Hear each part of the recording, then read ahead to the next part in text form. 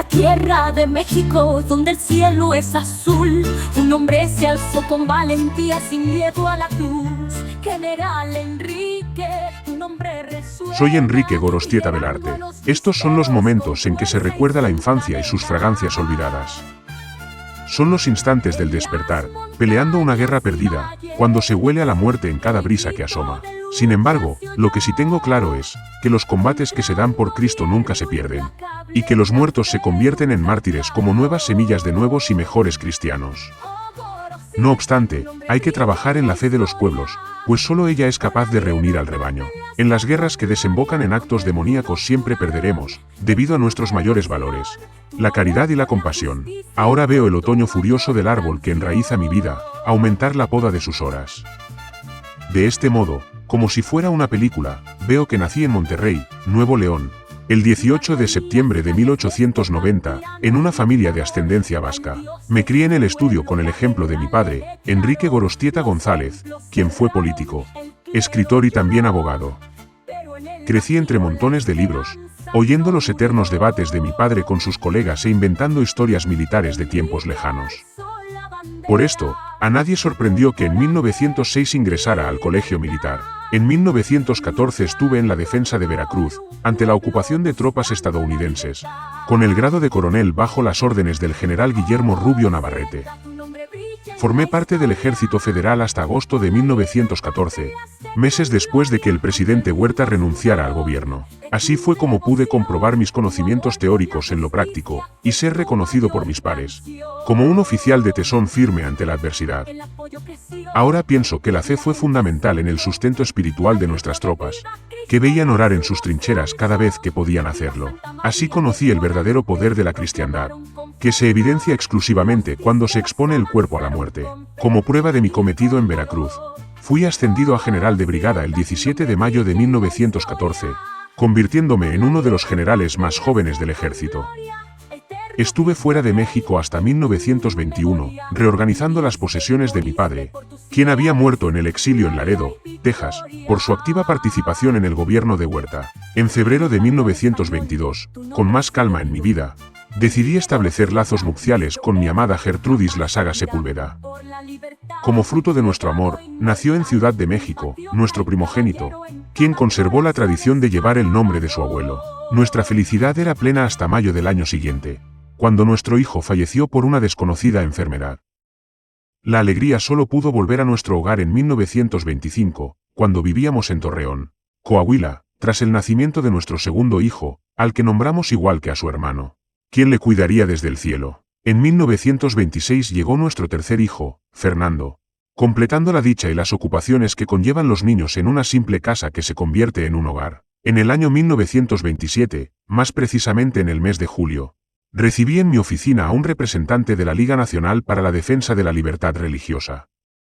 Expusieron su necesidad de contar con mi apoyo como general, para disciplinar al pueblo que se había armado en defensa de la religión. Uno de los grandes problemas era el exceso de jefes que articulaban sus ataques sin una dirección central. Lo fundamental que me llevó a aceptar esta oferta fue que mi familia es cristiana, y que tendría soldados convencidos de la razón de su lucha. De este modo, de simples campesinos pasarían a transformarse en guerreros celestiales. Muy claro fue que el gobierno de Plutarco Calles había causado un caos enorme. Se habían provocado asesinatos atroces contra clérigos y civiles, con el fin de establecer una dictadura que no dejó indiferente a ningún militar patriota y cristiano. Con su tristemente célebre ley Calles pudimos ver restricciones como que todos los ministros de la religión han de ser mexicanos por nacimiento. La pena para los violadores será de $500 de multa o 15 días de cárcel. Que cualquiera que celebre actos de culto, es decir, que administre los sacramentos o predique sermones doctrinales, podrá ser castigado con la pena anteriormente mencionada. Que nadie puede enseñar religión en ninguna escuela primaria, aunque sea particular, bajo la multa de $500 o 15 días de cárcel. Que se prohíbe estrictamente emitir votos religiosos. Los monasterios y conventos deben ser disueltos y suprimidos. Si los miembros dispersos de dichos monasterios volviesen a reunirse secretamente, serán multados y quedarán sujetos a la pena de 1 o 2 años de cárcel, y a 6 años al superior de ellos. Que pena de 5 años al ministro de un culto que critique cualquier artículo de la Constitución, bien sea en público o en privado. que se prohíbe estrictamente a los ministros de ambos sexos de cualquier religión usar vestido o hábito que los distinga como miembros de alguna religión o culto. La multa por esto será de $500 o 15 días de cárcel. Que todos los templos son propiedad de la nación y el poder federal decidirá cuáles podrán permanecer destinados al culto. Todas las residencias episcopales, las casas curales, los seminarios, los asilos y colegios pertenecientes a asociaciones religiosas pasarán a la propiedad de la nación, y el gobierno federal determinará a qué usos serán aplicados. Tanto fue el odio del presidente Plutarco Elías Calles, que el 31 de julio de 1926 suspendió el culto en todos los templos e iglesias del país. Apenas se estableció esta prohibición, estalló el combate entre guerrillas populares espontáneas y el ejército del gobierno. La mayoría de los denominados cristeros eran pobladores rurales, criadores de animales y artesanos. El apodo se les dio porque, junto a sus acciones armadas, gritaban a pulmón lleno «Viva Cristo Rey». Con todos estos hechos en curso, no tuve que reflexionar ni pensar mucho mi respuesta a la Liga, y acepté ser su general. Me reuní a las pocas semanas con los caudillos que poco a poco se iban uniendo bajo mi mando, y ofrecí mis juramentos. En general, los caudillos aceptaron de buena manera seguir actuando bajo mis órdenes. No obstante, hubo algunos que me vieron con desconfianza. Inmediatamente, sin dejar más tiempo a la diplomacia, ordenamos destacamentos, y nos preparamos para combatir al ejército de Calles, escapulario al cuello y revólver en mano, en los estados de Jalisco, Michoacán, Colima y Zacatecas. La crueldad de esta guerra sobrepasó en salvajismo a todo lo que el mismo demonio hubiese deseado. Comento esto, sobre todo, por los asesinatos a niños menores de 15 años cometidos por el infame ejército de Calles. Esto me golpea profundamente como padre de 2 niños y de Luz María, a quien conozco apenas por fotos. Sin duda alguna, el asesinato de mayor estremecimiento social fue la tortura y ejecución de Joselito. A este jovencito, lo conocí en un campamento de refugio de nuestro ejército, a donde llegó junto a otro chamaco de su edad. Supe que se entrevistaron con los oficiales y solicitaron enlistarse, demostrando gran seguridad para su escasa edad. Se les recibió, y se les dieron tareas domésticas como limpiar las caballerizas y ordenar pertrechos para las cuadrillas de expedición.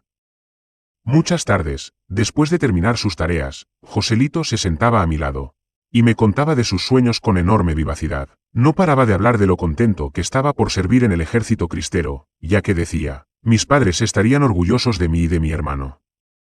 Ahora que lo pienso, debería haber tomado más cartas en el asunto, y haberle prohibido pelear. La impetuosidad de la juventud no sabe de miedos ni de responsabilidades, tan solo sabe de deseos. Una vez terminada la misa, Joselito se arrodilló en un altar improvisado, con el rostro lleno de lágrimas y levantando el crucifijo a la altura de sus ojos. Lo recuerdo diciendo a gritos, Cristo Rey, no dejes que fracase en mis servicios de cristero. Nunca dudes de mi fe en tu palabra, Señor, y acompaña mi carne en batalla, ya que sin ti no hay victoria. No puedo sacar de mi mente, la tarde del 10 de febrero de 1928, cuando después de una escaramuza menor, 2 de nuestros soldados llegaron heridos al campamento, con la noticia de que la cuadrilla había sido capturada por las tropas federales. Junto a ellos, Joselito había sido torturado y asesinado. Al no poder arrancarle confesión alguna de traición por sus tropas o traición a la fe, le cortaron la planta de los pies y le obligaron a caminar con los pies desnudos. A cada paso que daba, Joselito exclamaba, «¡Viva Cristo Rey! ¡Viva la Virgen de Guadalupe!». Después de ser llevado al Panteón de Sahuayo, Michoacán, fue apuñalado en repetidas ocasiones, a lo que respondió «¡Viva Cristo Rey!», y uno de los soldados le disparó en la cabeza. Después de la firma del acuerdo de paz entre la Iglesia Católica y el gobierno, las fuerzas cristeras se disolvieron. Mi familia y yo fuimos a vivir a la ciudad de Guadalajara. Hoy, a mis 38 años, mi vida parece ir a buen término, y solo quiero cumplir con mi deber cristiano como padre y esposo. Por eso, he sido invitado por los representantes de la Liga Nacional para la Defensa de la Libertad Religiosa, a una reunión en el estado de Michoacán. Apenas estemos todos reunidos, hablaremos de la situación nacional, y discutiremos nuevas estrategias de diálogo con el gobierno. Tengo la intención de reducir cualquier altercado, y llegar a un entendimiento pacífico. Además, sabiendo que será una reunión larga, invitaré a mi esposa Gertrudis y a nuestros hijos, para pasar juntos unos días en el campo, y pasear por los caminos, respirando aire puro. Desde la reunión en Morelia, espero que nuestros deseos se cumplan y que Dios nos ayude a sortear los obstáculos que aún se avecinan.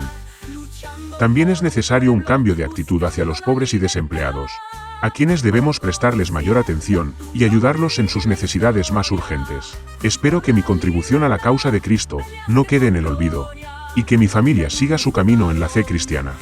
Tu devoción, tu amor por la justicia fue tu mayor canción. El apoyo creció, la gente se unió al grito de ¡Viva Cristo Rey! Su voz se alzó.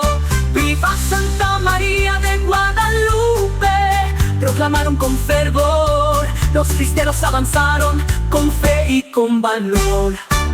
Oh Gorosieta, tu nombre brilla en la historia, por la libertad peleaste con gloria, aunque no Cristo Rey en tu memoria, viviste y moriste por tus ideales, gloria y victoria.